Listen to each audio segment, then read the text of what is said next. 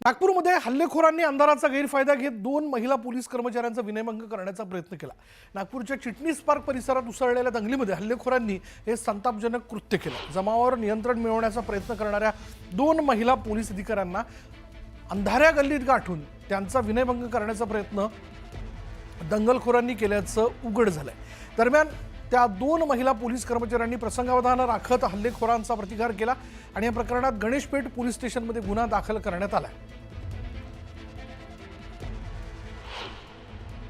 नागपूरमध्ये 2 दिवसाआधी याच भागामध्ये जो आहे तो हिंसाचार पेटला होता आणि या हिंसाचाराच्या आडून म्हणजे इथं असलेल्या त्यावेळच्या काळोखाचा गैरफायदा घेत जे आहे ते या हिंसक जमावाकडून 2 महिला पोलीस कर्मचाऱ्यांचा जो आहे तो विनयभंग केला। विनयभंगापुरतं ते थांबले नाही तर त्यांनी महिला पोलीस कर्मचाऱ्यांच्या अंगावर असलेली वर्दी ओढून ती फाडण्याचा प्रयत्न केला। त्यांचा हेतू यामागचा होता की त्या महिला पोलीस कर्मचाऱ्यांना विवस्त्र करायचं। हेच ते स्थळ आहे ज्या ठिकाणी JCB जे आहे ते आंदोलनकर्त्यांकडून पेटवून देण्यात आला होता आणि हा JCB पेटवल्यानंतर खबरदारीचा उपाय म्हणून या सगळ्या भागातले लाईट्स जे आहेत ते बंद करून देण्यात आले होते। त्यामुळे या जागी सर्वत्र काळोख होता। या बाजूने जे आहे ते हल्लेखोरांकडून पोलिसांवर दगडफेक केली जात होती। ती दगडफेक थांबविण्यासाठी याच बाजूने जे आहे ते पोलिसांचा ताफा समोर येत होता। त्या ताफ्यामध्ये काही महिला पोलीस कर्मचाऱ्यांचा समावेश होता।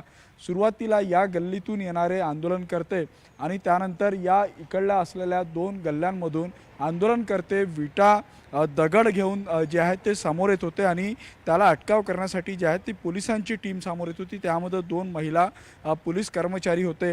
अंधाराचा फायदा घेऊन हे हल्लेखोर जे आहेत ते या भागात लपून होते आणि त्याच अंधाराचा फायदा घेत त्यांनी त्या 2 महिला कर्मचाऱ्यांना आत ओढण्याचा म्हणजे या गल्लीमध्ये ओढण्याचा प्रयत्न केला आणि हा प्रयत्न इतक्यापुरता नव्हता तर त्या महिला पोलिसांच्या अंगावर असलेली वर्दी देखील फाडण्याचा प्रयत्न जो आहे तो या हल्लेखोरांकडून केला।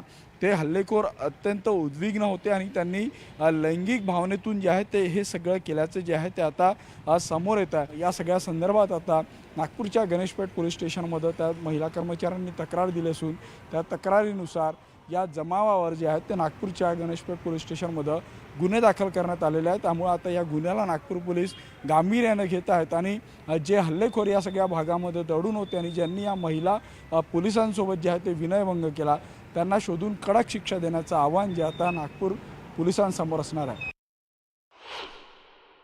देखिए, क्योंकि ये 2-3 जगह पे था जैसे मैंने बताया और एक स्ट्रेच के अंदर और कुछ अलग जगह पे तो फोर्स अलग अलग फैली हुई थी हमारे कई अधिकारियों को, जिसमें महिला कर्मचारी हैं उनको भी चोट लगी है और उसका उनके साथ में क्या इंसिडेंट हुआ क्योंकि पूरी फोर्स जो है साथ में थी। तो ऐसा अगर है इंसिडेंट तो उसकी हम लोग इन्वेस्टिगेशन जैसे मैंने बताया कि चल रही है उसमें, पर ऐसा कोई सामने अभी तक क्योंकि उसको चोट लगी थी उस बच्ची को तो वो उसका इलाज और उसने फर्स्ट एड वगैरह ली है तो अभी उसकी फर्दर उसकी स्टेटमेंट में पता चलेगा।